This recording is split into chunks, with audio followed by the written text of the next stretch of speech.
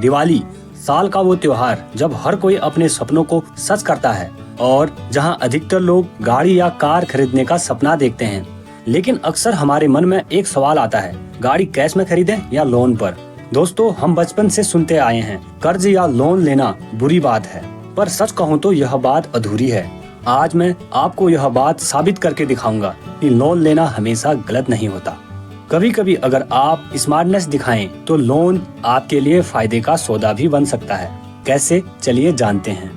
मान लीजिए आपने सालों से सेविंग करके 6 लाख रुपए सेव किए हैं और अब आप गाड़ी खरीदना चाहते हैं, तो सामान्य सोच कहती है सीधा कैश देकर गाड़ी ले लें, कर्ज और लोन से बचो। और मतलब लोन का एक्स्ट्रा खर्च 1,45,000 रूपए और एफडी का फायदा 2,61,000 रूपए। नेट प्रॉफिट हुआ 1,16,000 रूपए के आसपास, प्लस आपके पास आपकी गाड़ी। मतलब